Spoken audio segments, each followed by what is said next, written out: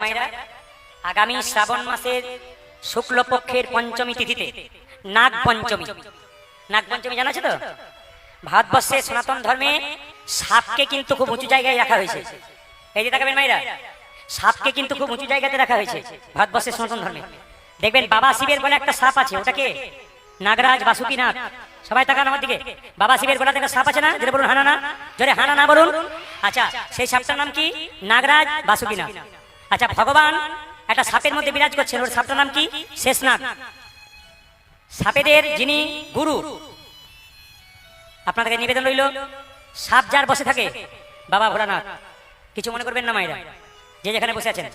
নাগ পঞ্চমী আপনারা যেদিন দেখবেন পঞ্চমী তিথিতে, সেদিন আপনাদের কাছে নিবেদন রইল নাগরাজের কৃপা পাবার জন্য ঠান্ডা দুধ শিবের মন্দিরে দেবেন। আপনারা মন্দির তৈরি করছেন, মন্দিরে ধূপ দেন না? দেন, জোরে বলুন। দেন তো? প্রদীপ দেখান, দেখান। আচ্ছা, ওই মন্দিরটা তৈরি করলেন, ধূপ দিলেন, প্রদীপ দিলেন। ভগবান যে মন্দিরটা দিল সেটার জন্য কি করলেন? বান্ডিল বান্ডিল বিড়ি জ্বালালেন, কিন্তু কিছু করতে পারলেন না। একজন বলছে 365 দিনের মধ্যে আমি 300 দিন কীর্তন শুনি, কিন্তু বিড়ি খেতে ছাড়তে পারলাম না। মানে উনি কীর্তন শোনেন কিন্তু বোঝেন না। আচ্ছা মায়েরা, বিশেষ বিশেষ দিনগুলোতে বাড়িতে নিরামিষ খেতে হয়। কোন কোন দিন বলুন তো? জন্মাষ্টমী, রাধাষ্টমী, মনে থাকবে, জগন্নাথ দেবের রথযাত্রা, আর কি অমাবস্যা, পূর্ণিমা। একাদশীর দিনে কেউ যদি একাদশী পালন না করতে পারে, বাড়িতে অন্তত নিরামিষ প্রসাদ তৈরি করতে পারে। তাহলে আপনাদের আমি বলতে চাই যে বিশেষ বিশেষ দিনগুলোতে আপনারা বাড়িতে নিরামিষ প্রসাদ করুন।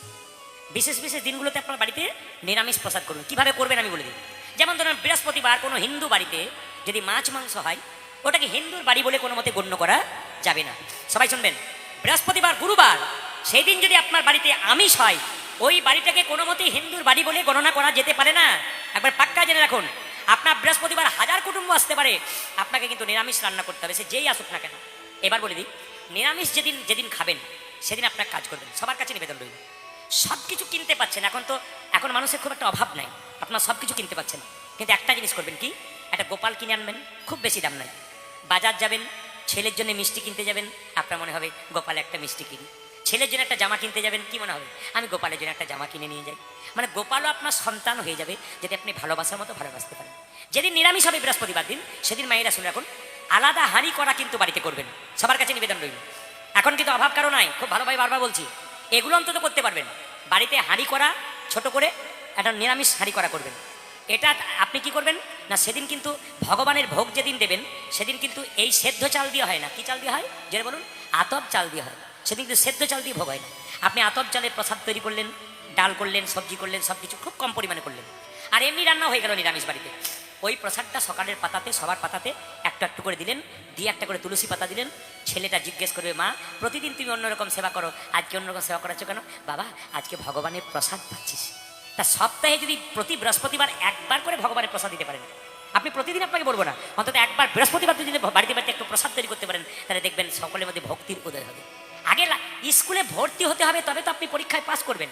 স্কুলকে গেলেনই না, আপনি কি করে জানবেন স্কুলের মর্ম? আগে প্রসাদ শুরু করুন না, ভগবানের ভজন শুরু করুন, দেখবেন জীবন সুন্দর হয়ে যাবে। মায়েরা, যারা প্রসাদ ভোজী হয়, যারা কৃষ্ণ ভক্ত হয়, তাদের জীবনটা খুব ভালো হয়। দেখবেন অনেক লোকের প্রচুর টাকা আছে, আমি জিজ্ঞেস করি, দাদা কেমন আছেন? আর বলবেন না, খালি টেনশন। বলে কেন? আমার স্ত্রী থাকে 4 তলায়, আমি থাকি 1 তলায়, কথাও নাই, দেখাও নাই, খালি টেনশন। দেখবেন। আর দেখবেন কৃষ্ণ ভক্তকে জিজ্ঞেস করবেন, দাদা কেমন আছেন? হরির কৃপায় ভালোই আছে। দেখবেন যারা দেখবেন কৃষ্ণ ভক্ত, কেমন আছো গো? এই গোবিন্দের কৃপায় ভালোই আছি গো। মানে কি, ভগবানের কৃপাতে দেখবেন ভালোই থাকা যায়, যদি ভগবানের উপর ভরসা করা যায়। এই দিকে তাকাবেন। আমি আপনাদের বলতে চাই, বাড়িতে যদি আত্মীয় আসে, আর যদি বাজার থেকে আপনি মাছ মাংস কিনে আনেন, আত্মীয় মানে অতিথি, অতিথি দেবো ভব, অতিথি নারায়ণ। এখন যদি আপনার আত্মীয়ের জন্য যদি মাছ মাংস ডিম এনে দেন, তাহলে অতিথি নারায়ণ না অতিথি অসুর? জোরে বলুন, কোনটা? অতিথি অসুর না অতিথি নারায়ণ? সেদিন অতিথি অসুর হয়ে গেল। হ্যাঁ, অতিথিকেও এমন হতে হবে যে অন্তত নিরামিষ ভোজী হতে হবে না। আপনারা আমিষ খাবেন, আমি আপনাদের বারণ করব না, কিন্তু বারবার বলবো চেষ্টা করবেন, যারা আমিষ ভোজী খুব বড় আছেন, তারা অন্তত নিরামিষ প্রসাদ সপ্তাহে একদিন করে করুন, প্রতি বৃহস্পতিবার। এমনি করে একটা একটা করে টিপস আপনাদের দিয়ে যাব, আপনার জীবনে কাজে লাগাতে পারলে আপনার জীবন কিন্তু অতীব সুন্দর হয়ে যাবে। আপনার জীবনকে কৃষ্ণময় করুন, দেখবেন কৃষ্ণ কৃপাময় অন্তর্যামী আপনার কত মঙ্গল করবে। শুধু কৃষ্ণের উপর ভরসা করে থাকুন, নিজের উপর ভরসা নয়, কৃষ্ণে কর্ম করবেন, আপনি কৃষ্ণকে স্মরণ করবেন, কৃষ্ণ কৃপাময় আপনাকে অবশ্যই কৃপা করবে। এই যে আজকে কি মায়েরা, অনেক মেয়েদের দেখবেন বাচ্চারা অসুখ হয়, মন্দিরে গিয়ে খুব মাথা ঢোকে, হে প্রভু আমার ছেলেকে বাঁচাও, আমার ছেলেকে বাঁচাও।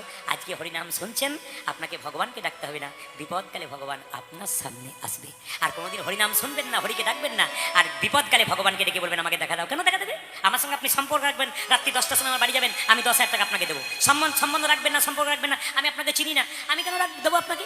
তাই আপনাদের কাছে নিবেদন রইল, ভগবানের সঙ্গে সম্পর্ক তৈরি করুন, সম্বন্ধ তৈরি করুন, আপনার জীবন সুন্দর হবে না। কে বলেছেন? আমাদের সমাজে কৃষ্ণ ভক্ত সন্তানের দরকার অনেক আছে। আপনি ছেলেকে শিক্ষিত করুন, অবশ্যই করবেন, শিক্ষার দরকার আছে, শিক্ষা ছাড়া সমাজ গড়ে ওঠে না। ছেলেকে শিক্ষিত করতে হবে, কিন্তু শিক্ষিত করলে তাকে হরিকথা, কৃষ্ণ কথা, ভাগবত কথা শোনাতে হবে, তবে তার বিবেক তৈরি হবে।